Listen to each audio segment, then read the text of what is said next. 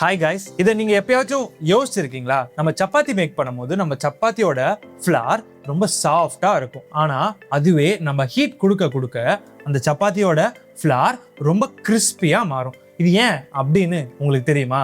அது வேற ஒன்றும் இல்லை, அந்த ஃப்ளார்ல இருக்க வாட்டர் கண்டென்ட் தான் அந்த ஃப்ளாரை ரொம்ப சாஃப்டா வச்சிருக்கு. அதுவே நம்ம ஹீட் கொடுக்கும் போது அந்த ஃப்ளார்ல இருக்க வாட்டர் கண்டென்ட் எல்லாம் கொஞ்சம் கொஞ்சமா ரிமூவ் ஆகுது. அந்த கொஞ்சம் கொஞ்சமா ரிமூவ் ஆகுறதுனால தான் அந்த கிறிஸ்பியான ஃப்ளார் ஃபார்ம் ஆகுது. அதே போல தான் கெமிஸ்ட்ரியில சம் மாலிகூல்ஸ்ல நம்ம ஹீட் கொடுக்க கொடுக்க அந்த மாலிகூல்ஸ் மிக்ஸ் ஆகாது, they just rearrange ஆகி மோர் ஸ்டேபிள் ஸ்டேட்டை அட்டைன் பண்ணும். அந்த மாதிரி இருக்க கொஸ்டின்ஸ் எல்லாம் உங்க நீட் எக்ஸாம்ஸ்ல கேட்டா நம்ம எப்படி சால்வ் பண்றது அப்படின்னு இந்த வீடியோல பார்க்கலாம். நம்மளோட நீட் கொஸ்டின் என்ன அப்படின்னு பாத்தீங்கன்னா, of the following which is the product formed when cyclohexanone undergoes aldol condensation followed by heating. So இவங்களோட ப்ராடக்ட் என்ன அப்படின்னு கேட்குறாங்க.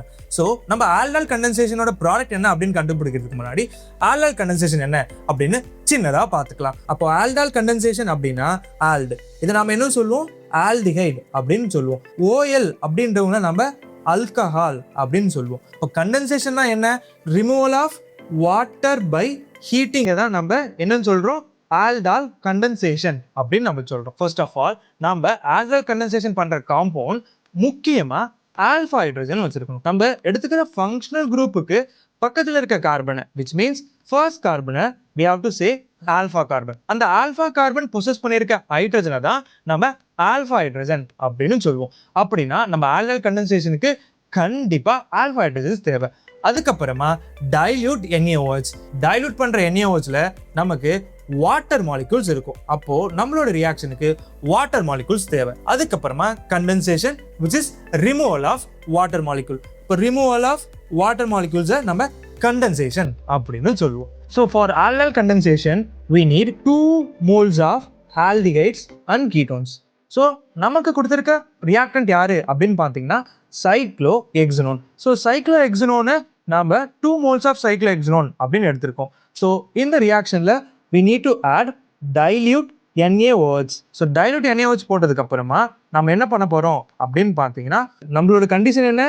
ஆல்ஃபா ஹைட்ரஜன் இருக்கணும் அப்படின்னு சொன்னோம். அப்படின்னா இந்த ஃபங்க்ஷனல் குரூப் பக்கத்தில் இருக்க கார்பன்ல 2 ஹைட்ரஜன்ஸ் இருக்காங்க. அந்த 2 ஹைட்ரஜனும் அண்ட் செகண்ட் கீட்டோன்ல இருக்க ஆக்சிஜனும் சேர்ந்து நமக்கு வாட்டர் மாலிகுலா எலிமினேட் ஆகுறாங்க. அப்போ வாட்டர் மாலிகுலா எலிமினேட் ஆனதுக்கு அப்புறமா இங்க இருக்கிற இந்த டபுள் பாண்ட் என்ன ஆகும் அப்படின்னு பார்த்தீங்கன்னா, ரிமூவ் ஆன ஹைட்ரஜன் பொசிஷனுக்கு ஷிஃப்ட் ஆகிடும். ஸோ டபுள் பாண்ட் ஓ அப்படியே தான் இருப்பாங்க. இந்த டபுள் பாண்ட் இந்த கார்பனோட ஜாயின் ஆகி நமக்கு ப்ராடக்டை ஃபார்ம் பண்ணிடுறாங்க. So for this reaction we concluded that answer is A.